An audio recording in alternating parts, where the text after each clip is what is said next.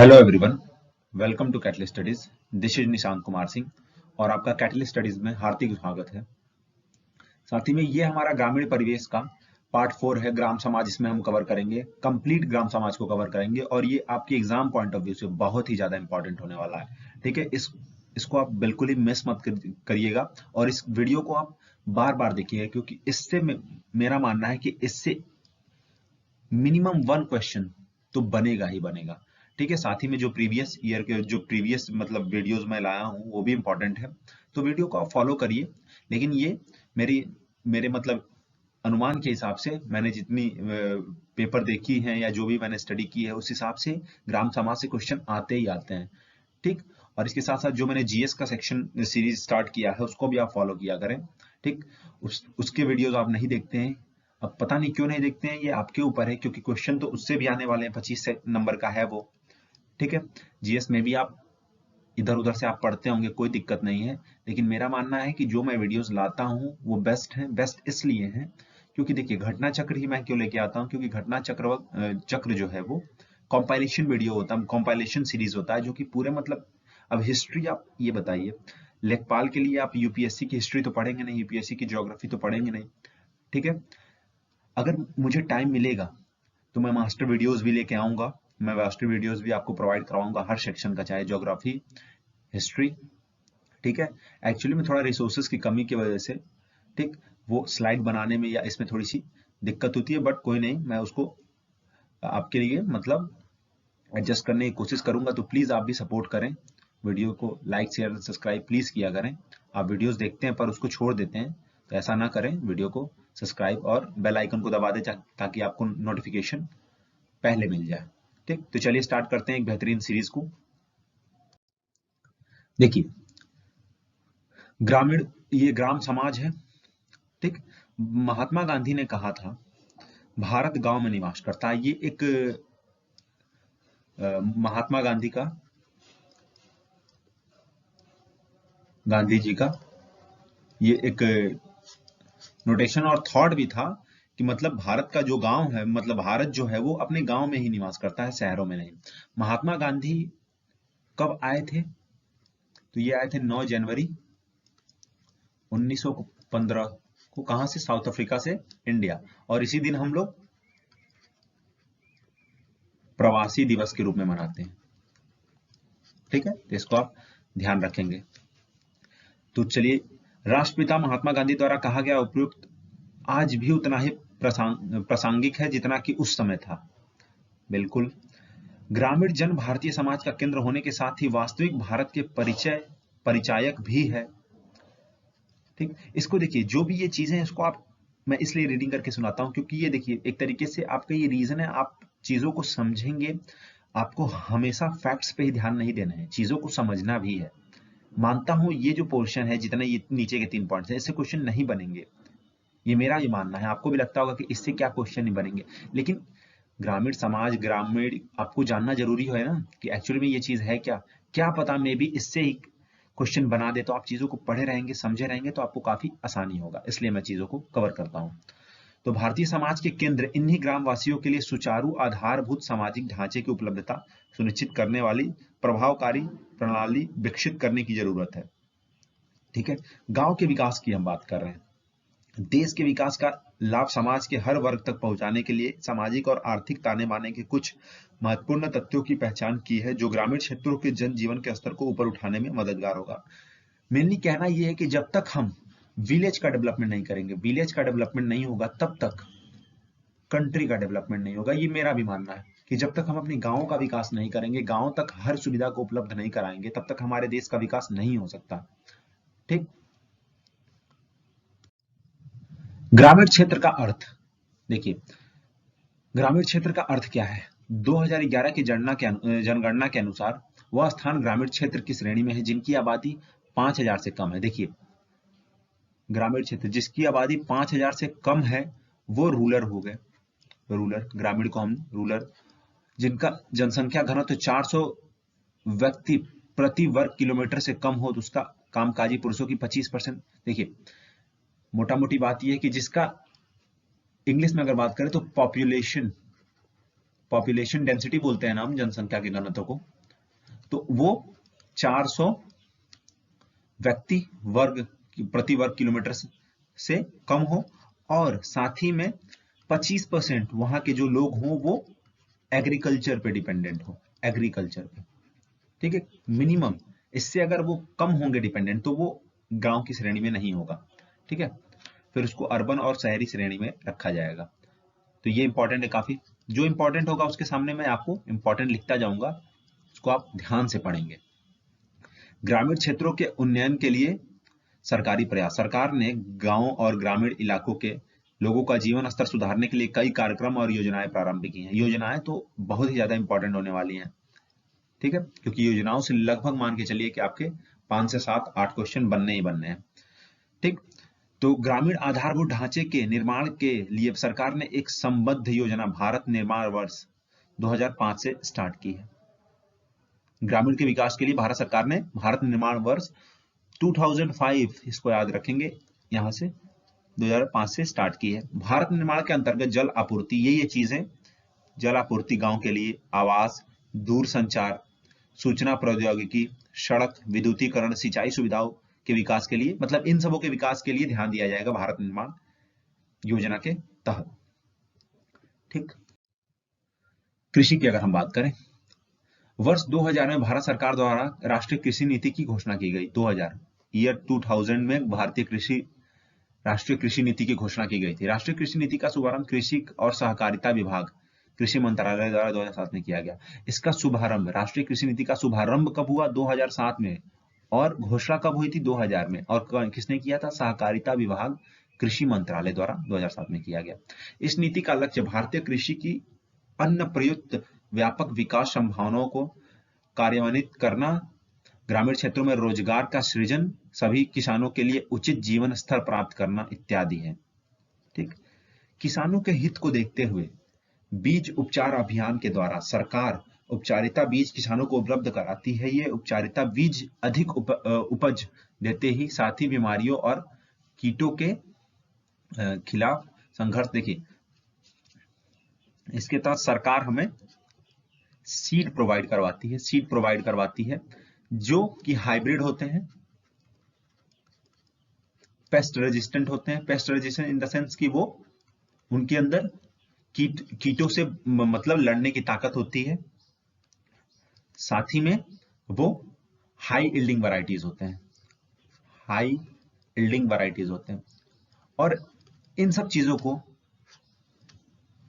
Less irrigation की जरूरत होती है, कम पानी की जरूरत होती है। तो ये सब हमने किसके तहत देखा? ग्रीन रेवोल्यूशन की अगर हम बात करें, ठीक है, तो इनके फादर कौन है? अगर हम ग्रीन रेवोल्यूशन के फादर की बात करें तो एनी बोरलॉग। अगर इंडिया में बात करें तो एम एस स्वामीनाथन है। और इंडिया में ग्रीन रेवोल्यूशन स्टार्ट कब हुआ? 1966 से 67 के तहत, और ये लगभग इससे इंडिया के कृषि का काफी ज्यादा विकास हुआ। ये भी एक बार क्वेश्चन पूछा गया था कि ये स्टार्ट कहां से हुआ था, तो ये स्टार्ट हुआ था पंजाब वाले रीजन से स्टार्ट हुआ था, ठीक है। तो इसको हम बोलते हैं ग्रीन रिवोल्यूशन, ठीक। तो ये है, इसके तहत हमने कृषि को एक नीति के तहत स्टार्ट किया और चीजों को बदलना शुरू किया। कृषि कारणवश फसलों को होने वाली क्षति या नुकसान से किसानों की रक्षा करने के लिए राष्ट्रीय कृषि बीमा योजना जो था वो 1999 से 2000 के करीब स्टार्ट किया गया था। इसका मेन उद्देश्य क्या था? जो भी हमारे किसान भाई जो भी हमारे खेती करते हैं, उसमें जो भी घाटे होते हैं, ठीक है, उन घाटों से उभारने के लिए अगर कोई नेचुरल डिजास्टर या फिर कोई चीज आ गई, सूखा पड़ गया, ठीक है, फ्लड हो गया, मतलब बाढ़ आ गई, तो उससे करने के लिए आपको सरकार जो है वो बीमा प्रोवाइड करवाएगी। तो इसके लिए स्टार्ट किया गया 1999-2000 के करीब, ठीक। और ये इंपॉर्टेंट है, ये वेरी इंपॉर्टेंट है, ठीक है। इसको मैं लिखता हूं, प्रधानमंत्री फसल बीमा योजना, ठीक है। तो ये प्रधानमंत्री फसल बीमा योजना ने किसको रिप्लेस किया? राष्ट्रीय कृषि बीमा योजना को। रिप्लेस भी पूछता है तो नेशनल एग्रीकल्चरल इंश्योरेंस स्कीम को रिप्लेस किया प्रधानमंत्री फसल बीमा योजना। और ये स्टार्ट कब हुआ? 1 जनवरी 2016। और इसके तहत ये इंपॉर्टेंट है काफी, रबी में जो इंटरेस्ट रेट दिया जाता है वो है 1.5%, खरीफ में 2% एंड बागवानी फसल मतलब हॉर्टिकल्चरल के लिए 5%। इसके अलावा फीसरी डेयरी सबके लिए 5%, मतलब रबी और खरीफ इन दोनों के लिए ये है। तो ये आप इंटरेस्ट रेट को भी याद रखेंगे प्रधानमंत्री फसल बीमा योजना का। ठीक, ये बहुत ही ज्यादा इंपॉर्टेंट है। हम पशुपालन की बात करें, ठीक है, पशुपालन की अगर हम बात करते हैं, एक सेकंड मैं इसको मिटा देता हूं। अगर हम पशुपालन डेयरी की अगर हम बात करें तो डेयरी के लिए एक इंपॉर्टेंट रेवोल्यूशन स्टार्ट किया गया था। आप लोग याद करिए, डेयरी के लिए एक इंपॉर्टेंट रेवोल्यूशन स्टार्ट हुआ था, white revolution. White revolution. And who is the father of white revolution? इनके जनक कौन है व्हाइट रेवोल्यूशन के? वर्गिश क्यूरिन। और इसी से रिलेटेड एक और अभियान चलाया गया था, ऑपरेशन फ्लड। इसको आप कंफ्यूज नहीं करेंगे, कई बार पूछता है कि ऑपरेशन फ्लड किससे रिलेटेड है, तो ये भी डेयरी से, मिल्क से रिलेटेड है। ठीक है, ये कब स्टार्ट हुआ था? 1970 में, ऑपरेशन फ्लड। ठीक, इसके तहत हमने इस समय इंडिया जो है वो वर्ल्ड्स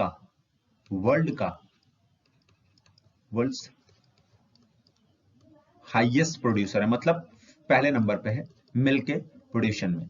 तो इसका काफी श्रेय, मतलब प्रोडक्शन में, तो इसका काफी श्रेय व्हाइट रेवोल्यूशन को जाता है। काफी क्या, पूरा श्रेय ही जाता है। ठीक है, इसके तहत व्हाइट रेवोल्यूशन के तहत ही आनंद, जो कि गुजरात में हमने अमूल का एस्टेब्लिशमेंट किया। कब? आनंद गुजरात में जो अमूल बना, नेशनल, और अमूल बना, अमूल एक सेक्टर है, नेशनल डेयरी डेवलपमेंट बोर्ड बना, एनडीडीबी।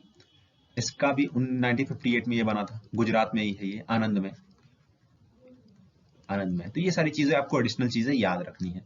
तो पशुपालन के एक बार देख लेते हैं। गांव के खासतौर भूमिहीन मजदूर, लघु सीमांत किसानों और महिलाओं को रोजगार प्रदान करने हेतु पारिवारिक आय बढ़ाने में पशुपालन, डेयरी और मत्स्य पालन, मत्स्य मतलब मीट का।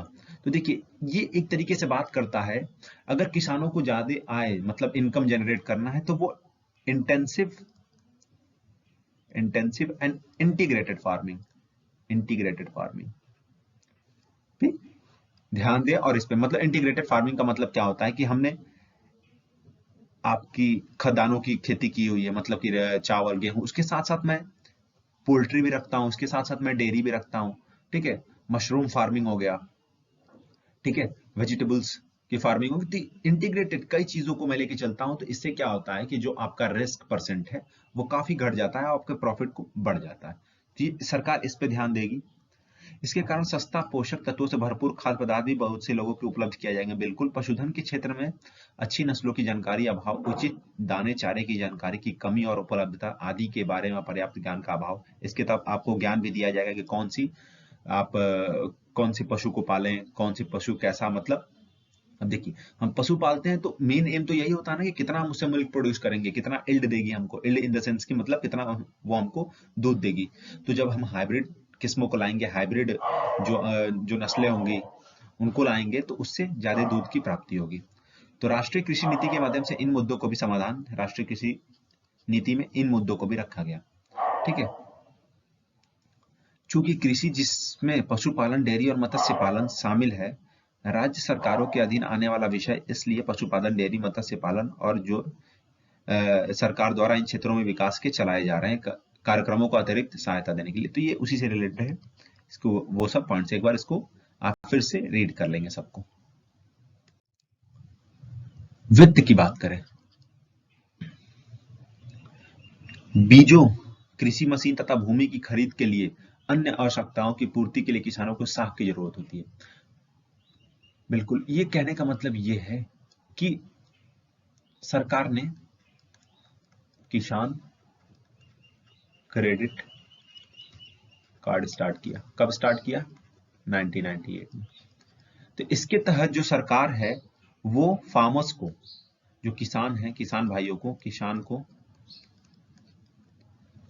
ऋण इन द सेंस कि आपको लोन प्रोवाइड करती है आपके हर सीजन के लिए, खरीफ के लिए, रबी के लिए, तो हर सीजन का अलग अलग इंटरेस्ट रेट होता है और उसके हिसाब से आपको मिनिमम इंटरेस्ट रेट पे, जो कि एक प्राइवेट सेक्टर उससे कम इंटरेस्ट रेट पे प्रोवाइड करवाती है। तो ये वित्त उसी की बात कर रहा है, जिसका यूज हम बीजों को खरीदने में, कृषि मशीनों को खरीदने में, ठीक है, तो ये सब चीजों में हम करते हैं। जो भी खर्चे लगते हैं कृषि करने के लिए, साहूकारों के शिकंजे में फंसने से अच्छा, साहूकार इन द सेंस की जो पहले जमींदारी प्रथा चलती थी, उसमें क्या होता था कि साहूकार फंसा लेते थे, आपकी जमीनों को रखवा लेते थे, फिर वो आपको देते थे पैसा, तो वो चीजों से बचें। और सरकार चाहती है कि आप सरकार से मतलब लोन उठाएं, बैंकों से अपने काम को करें। राष्ट्रीय कृषि और ग्रामीण विकास बैंक, देखिए इस चीजों को कार्यान्वित करने के लिए NABARD, इसकी फुल फॉर्म का बात करें तो national bank of agriculture and rural development. तो इसका ये कब स्टैब्लिश हुआ था नाबार्ड? 12 जुलाई 1982, और इसके प्रेजेंट चेयरमैन है डॉक्टर GR चिंताला। ठीक, तो ये सारी चीजों को आप ध्यान रखेंगे। तो नाबार्ड हमें ऋण प्रोवाइड करता है और नाबार्ड ही इन चीजों को ध्यान रखता है इसके बारे में, मतलब कृषि से रिलेटेड चीजों को ऋण प्रोवाइड करना, छोटे छोटे बैंकों को मतलब अपने अंडर में लेके उससे एक सही तरीके से कोई भी चीजों को कार्यान्वित करने के लिए नाबार्ड इसको मतलब नाबार्ड ध्यान देता है। ठीक है, बीमा की अगर विपत्तियों, अप्रत्याशित आपदाएं और दुर्घटनाओं के समय, बिल्कुल उस समय बीमा इंसान लेता है कि अगर आपको नेचुरल डिजास्टर या किसी वजह से आपको फसल खराब हो गई तो सरकार आपको बीमा प्रोवाइड करवाएगी। ग्रामीण क्षेत्र विशेष रूप से ऐसे अवरोधों के लिए अति संवेदनशील होते हैं जिनके असर में उभरने में ग्रामीण भागों को लंबा समय लगता है। ठीक, तो ये सारी चीजें हैं। शिक्षा की अगर बात करें तो सर्व शिक्षा अभियान के लिए एक प्रमुख योजना के रूप में देश में चलाई गई। सर्व शिक्षा अभियान कब स्टार्ट हुई है?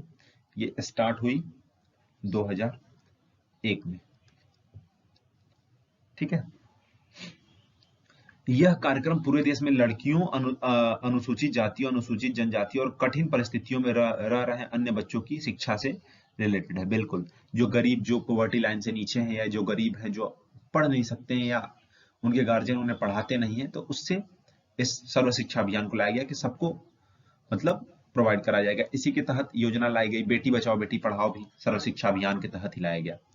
ठीक, कार्यक्रम के तहत उन स्थानों पर जहां स्कूली शिक्षा की सुविधा नहीं है, नए स्कूलों के खोले जाने की व्यवस्था करने के साथ पहले से संचालित किए जा रहे स्कूलों में अतिरिक्त कक्षों का निर्माण, शौचालय की व्यवस्था, पेयजल व्यवस्था, अनुरक्षण अनुदान और स्कूल सुधार अनुदान की व्यवस्था के द्वारा बुनियादी सुविधाएं के विस्तार, मतलब इसके तहत ही मिड डे मील, जो अभी मिड डे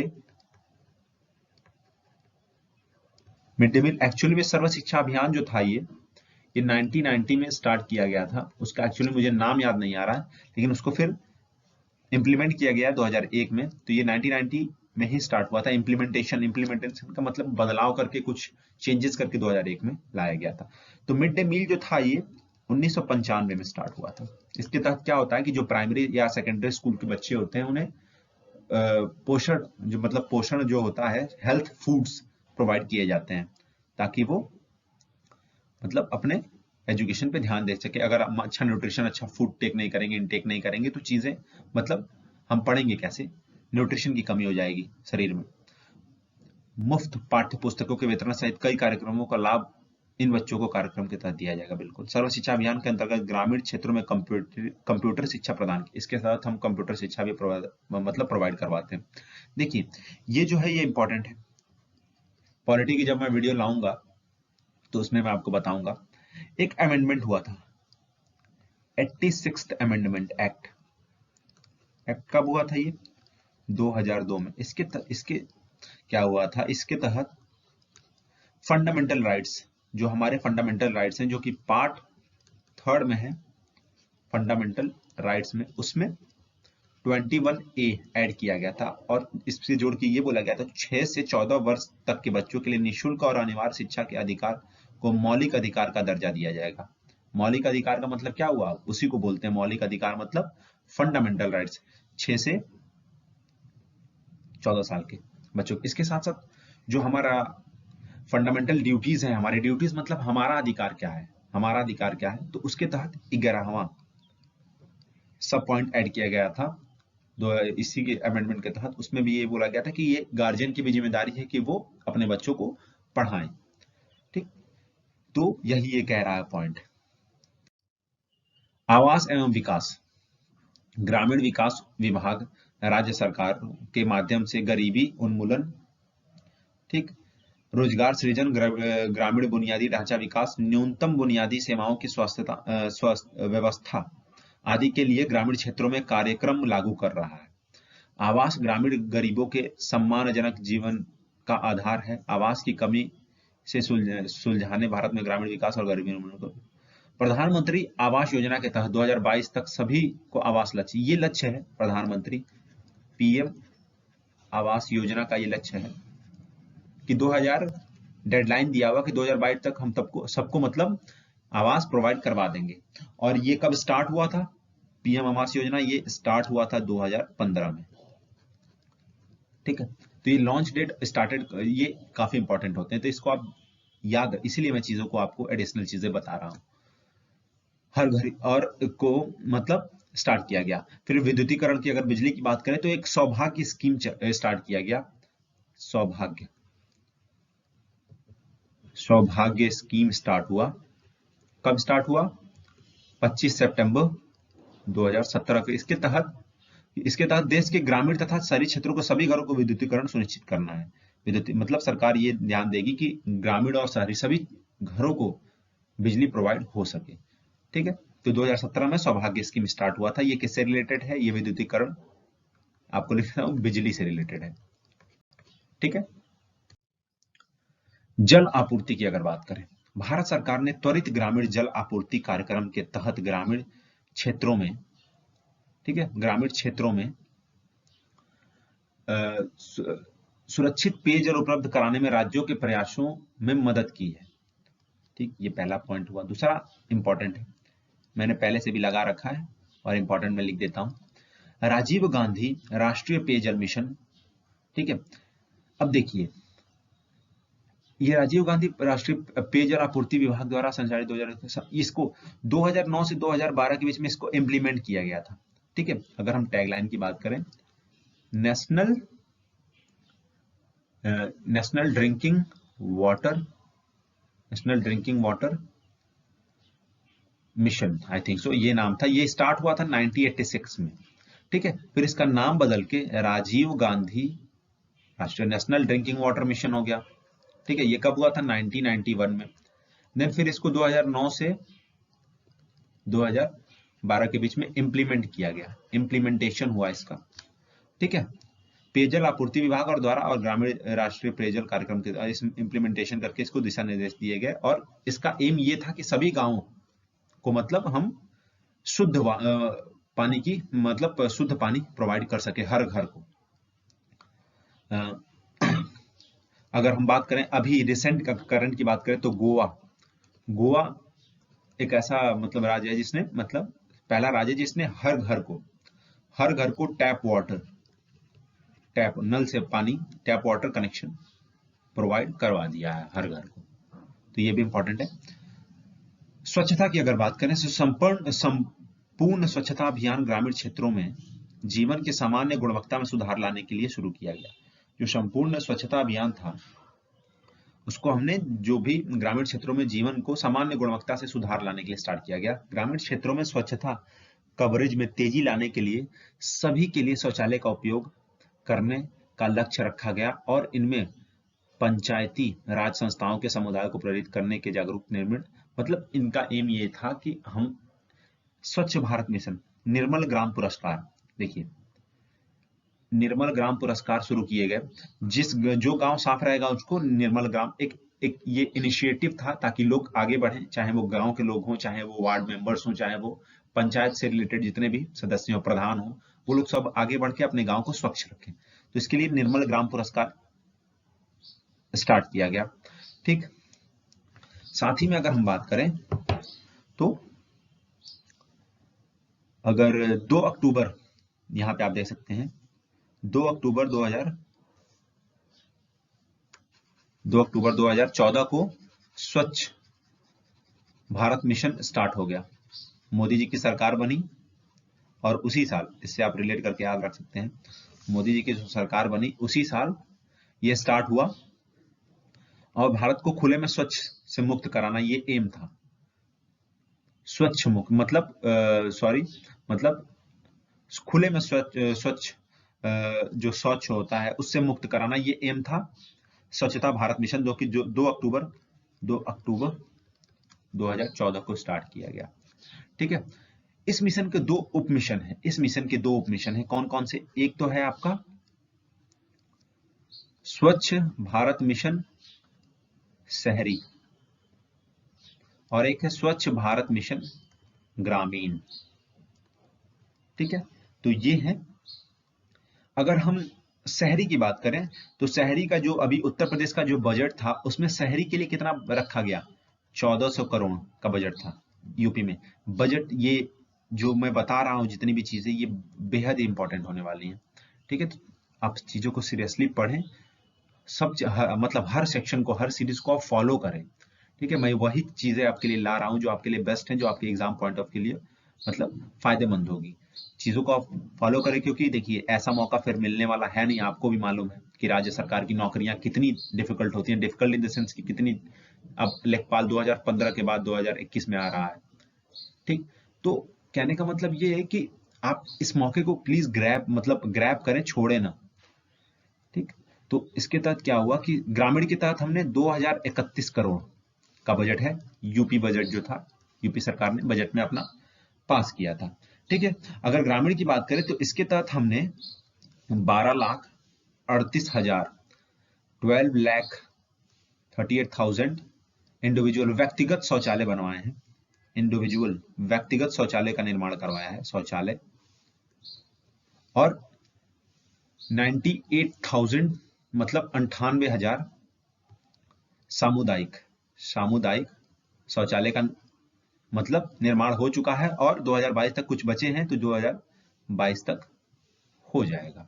तो ये है स्वच्छ भारत मिशन ग्रामीण का एम। ठीक, तो इसको आप ध्यान रखेंगे। संपर्क की बात करें, संपर्क का मतलब ये होता है कि गांव की कनेक्टिविटी। संपर्क का हिंदी अगर मतलब करें तो कनेक्टिविटी। तो हम गांवों को कैसे जोड़ेंगे? कृषि आय बढ़ाने, रोजगार अवसर पैदा करने के साथ गरीबी में कमी सुनिश्चित करने के अच्छी सड़कें होना। बिल्कुल, अगर आप कृषि करते हैं तो चीजों को हमको एक्सपोर्ट करना, ले जाना, शहरों तक पहुंचाना, उसके लिए कनेक्टिविटी तो चाहिए, एक अच्छी रोड तो चाहिए। तो इसके देखते हुए सरकार ने 25 दिसंबर 2000 को प्रधानमंत्री ग्राम सड़क योजना आरंभ की। यह 100%, 100% सेंट्रल स्पॉन्सर्ड योजना है। सेंट्रल स्पॉन्सर्ड मतलब इसमें जितना भी पैसा लगता है, ठीक है, तो उसको केंद्र सरकार देती है। इसका मकसद दूर दराज क्षेत्रों में बारहमासी इन द सेंस कि जो हमेशा चलते रहते हैं रोड माध्यम से मुख्य सड़कों से जोड़ना। तो इसका ये था, गांव में जो आपको सड़क दिखते होंगे वो इसी के तहत काफी सड़क बने हैं या बन रहे हैं। ग्रामीण विकास में ई शासन। भारत गांव का देश है। देश की ग्रामीण जनता ही भारतीय समाज का मूल हिस्सा है और वास्तविक भारत का प्रतिनिधित्व करती है। वर्ष 2011 की जनगणना के मुताबिक देश में लगभग 6,40,000 गांव हैं। 6,40,000 गांव है, जहां भारत की कुल आबादी 6 ये वेरी इंपॉर्टेंट है, इसलिए मैंने इसको पिंक मतलब येलो से मार्क किया। देखिए 6,40,000 विलेज है और इसमें हमारी 68.8% पीपल मतलब लोग रहते हैं। ठीक, तो इसको आप ध्यान रखेंगे, ये काफी इंपॉर्टेंट है। अतः नीतियां बनाते समय सरकार को इन ग्रामीण जनों के विकास को ध्यान देने ध्यान में रखना और अत्यंत महत्वपूर्ण हो जाता है कि ग्रामीण विकास जिसका सीधा संबंध आर्थिक विकास और सामाजिक न्याय से है, और इस लिहाज से न्यूनतम बुनियादी जरूरतों को उपलब्ध कराना और जीवन स्तर में सुधार लाना आवश्यक हो जाता है। ग्रामीण विकास की वर्तमान रणनीति वेतन और स्वरोजगार आदि नए कार्यक्रमों के माध्यम से गरीबी उन्मूलन, आजीविका के बेहतर अवसर, मूलभूत ढांचागत सुख सुविधाएं प्रदान करने के प्रावधान पर केंद्रित है। हमारे देश का के विशाल आकार और विविधता को देखते हुए दूर दराज क्षेत्रों तक शासन की पहुंच सुनिश्चित करना और उसे स्थानीय स्तर पर अर्थपूर्ण और प्रासंगिक बनाना एक बड़ी चुनौती है। इन चुनौतियों को पूरा करने के लिए लोकतांत्रिक अंगों के साथ हमारी पुरानी संस्थाओं को शामिल कर वर्तमान प्रशासनिक व्यवस्था को विकसित किया गया है। इस चुनौतियों को आसान करने के लिए पंचायती राज अस्तित्व है। बिल्कुल। तो ये हमारा था एक मतलब ओवरव्यू दिया हुआ है ग्रामीण विकास के लिए। पंचायतें ऐतिहासिक दृष्टि से भारतीय ग्रामीण जीवन का भिन्न हिस्सा है। देखें, 73rd अमेंडमेंट एक्ट के तहत हमने इसके तहत 73rd अमेंडमेंट एक्ट आया, और इसके किसके उस पे आया, मतलब इसके तहत हमने बलवंत राय कमेटी के रिकमेंडेशन पे 3 स्तरीय प्रशासनिक जो ढांचा था जिला में वो बनाया गया पंचायती राज का। वो 3 टियर कौन थे? डिस्ट्रिक्ट लेवल, आपके ब्लॉक लेवल और ग्राम लेवल, मतलब गांव लेवल पे। तो ये 3 थे। तो और एक और कमेटी बनी थी, अशोक मेहता कमेटी। तो ये भी कई बार पूछा जाता है। अशोक मेहता कमेटी के रिकमेंडेशन पे 4 टियर पंचायती राज का उन्होंने दिया था, लेकिन उसको इंप्लीमेंट नहीं किया गया। मेनली यही है, ठीक है। मई 2004 में देश की पंचायती राज संस्थाओं को सशक्तिकरण के लिए एक नोडल एजेंसी के तौर पर पंचायती राज मंत्रालय बनाया गया। 2004 में पंचायती राज मंत्रालय बना था, नोडल एजेंसी के तहत बना था, ताकि हम ग्रामीण क्षेत्रों को मतलब पंचायती राज को सशक्तिकरण मतलब उसको ताकत प्रोवाइड कर सकें, उसको अच्छे से इम्प्लीमेंटेशन उसका हो सके। स्वास्थ्य की अगर बात करें, आर्थिक और सामाजिक विकास में स्वास्थ्य के महत्व और जीवन की गुणवत्ता में सुधार के महत्व को सरकार ने पहचाना है। National rural health mission NRHM, राष्ट्रीय ग्रामीण स्वास्थ्य मिशन की शुरुआत की गई। कब स्टार्ट हुई है? यह स्टार्ट हुआ 2005 में। इसका उद्देश्य ग्रामीण स्वास्थ्य देखभाल प्रणाली में बुनियादी सुधार करना है। सरकार द्वारा आयुष्मान भारत योजना की घोषणा की गई। वेरी इंपॉर्टेंट, इसको आप ध्यान देंगे, वेरी इंपॉर्टेंट है ये। सरकार द्वारा इसको मतलब स्टार्ट किया गया आयुष्मान भारत योजना को। और आयुष्मान भारत योजना स्टार्ट कब हुआ? आयुष्मान भारत योजना स्टार्ट हुआ 23 सितंबर 2018। तो ये स्टार्ट हुआ आयुष्मान भारत योजना जो था ये 23 सितंबर 2018 को स्टार्ट हुआ। और मेनली अगर बात करें तो इसके तहत इस बार बजट कितना था? इसके तहत इस बार बजट था 1300 करोड़ का। यूपी बजट की मैं बात कर रहा हूं, यूपी की बजट 1300 करोड़ का बजट यूपी ने रखा था। और इसी साथ एक है आयुष्मान भारत मुख्यमंत्री जन आरोग्य योजना। इसका एम क्या है? जो लोगों को आयुष्मान भारत योजना के तहत जो उसके मतलब बेनिफिट नहीं उठा पा रहे हैं या उनको नहीं मिल पा रहा, तो उनको आयुष्मान भारत मुख्यमंत्री जन आरोग्य योजना के तहत मतलब वो सुविधा उपलब्ध कराई जाएगी। और इसका बजट था 142 करोड़ का यूपी बजट इस बार। तो इसको भी आप ध्यान रखेंगे।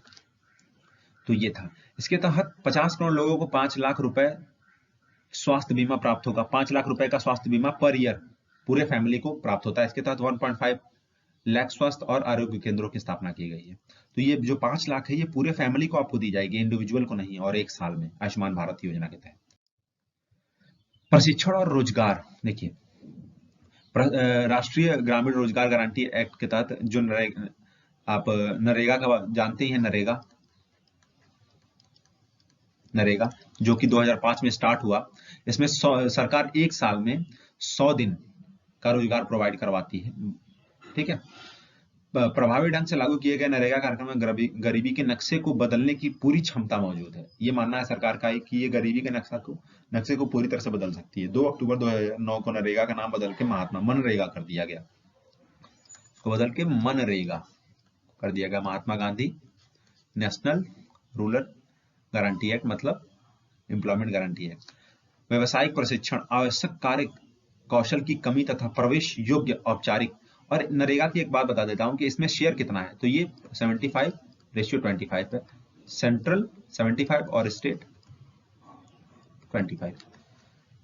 तो ग्रामीण स्वरोजगार प्रशिक्षण RSETI कार्यक्रम, RSETI की पहल इसी जरूरत को देखते हुए की गई, व्यावसायिक प्रशिक्षण के लिए ग्रामीण स्वरोजगार प्रशिक्षण संस्थान। ठीक है, तो ये स्टार्ट किए गए। ये संस्थान युवाओं को इस तरह प्रशिक्षित करें ताकि आगे चलकर वो स्वयं व्यवसाय प्रारंभ करें। मतलब ये एक तरीके से ट्रेनिंग देगी ताकि वो एंटरप्रेन्योर बन सके। युवा एंटरप्रेन्योर मतलब वो स्वयं व्यवसाय कर सकें। भारत सरकार द्वारा शुरू की गई कौशल भारत मिशन के तहत 15 से, कौशल भारत मिशन जो भारत सरकार ने स्टार्ट किया, उसमें 15 से 59 वर्षों को प्रशिक्षण किया जाता है। ये आप जितने उम्र हैं इनको आप याद रखेंगे, एज जो दिया जाता है तो इसको आप ध्यान रखेंगे, तो ये भी इंपॉर्टेंट है। कौशल भारत मिशन के तहत हम 15 से 59 वर्ष के लोगों को शिक्षण मतलब ट्रेनिंग प्रोवाइड करवाते हैं। ये क्वेश्चन जो है ये वेरी वेरी इंपॉर्टेंट है। ये क्वेश्चन पिछली बार पूछा जा चुका है।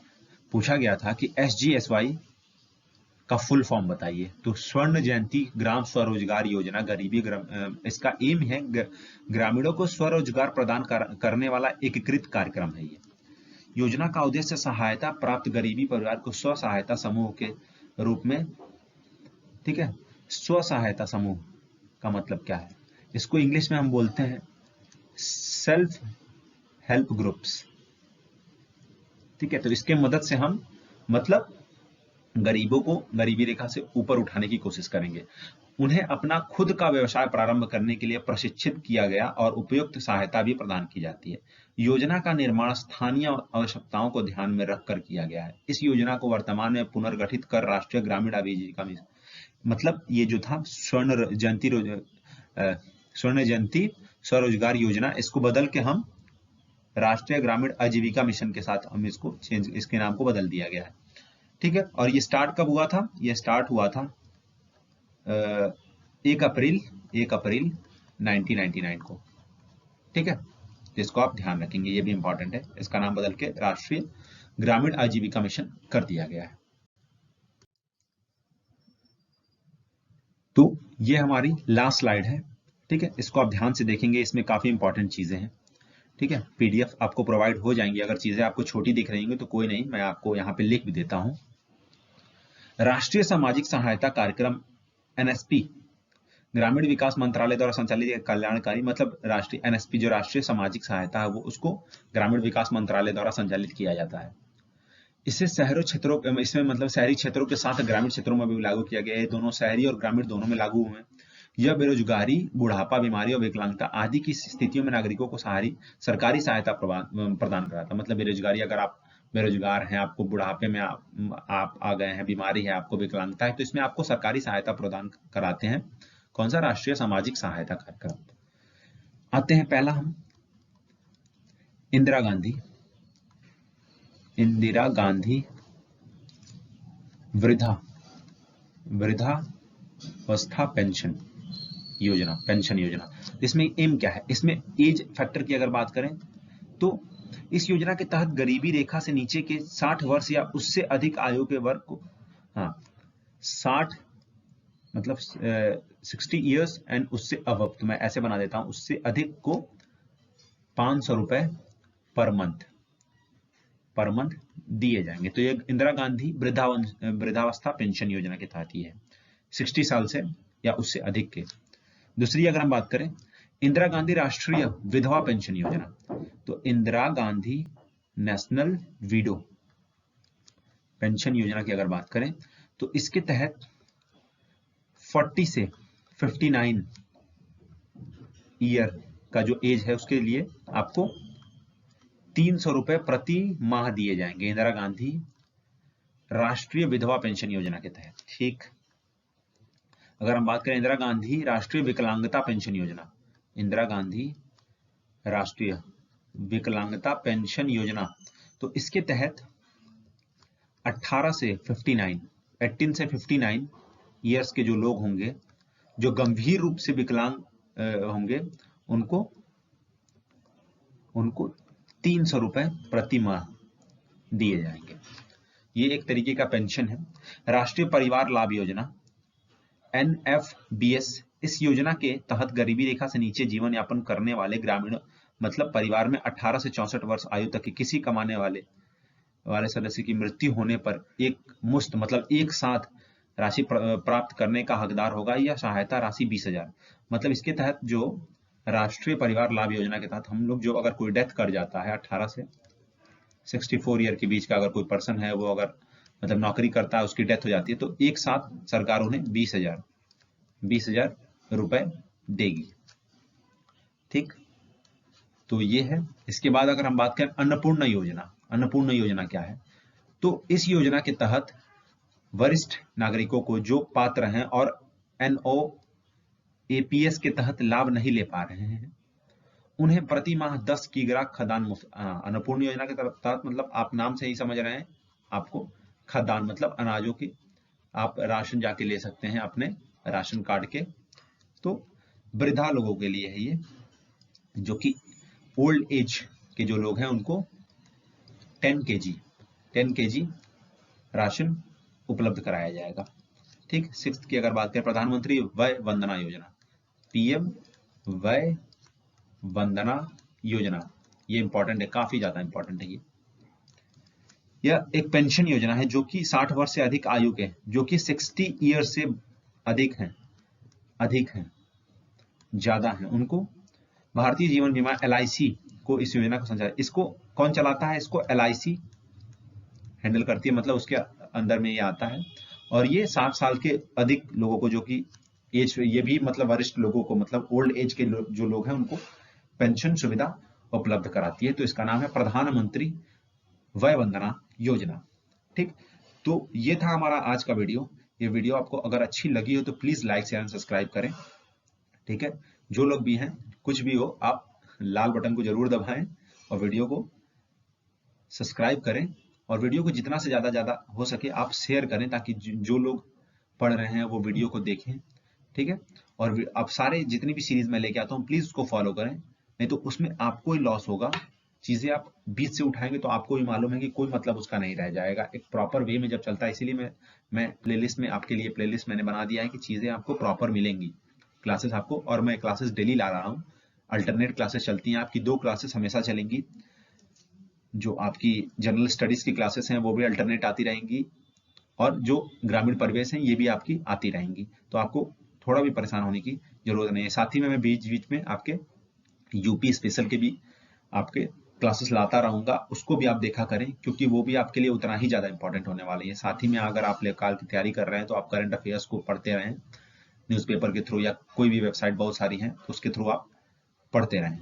ठीक है, तो चलिए, अगर आपको वीडियो अच्छी लगी तो please like share and subscribe, and thanks for the watching video.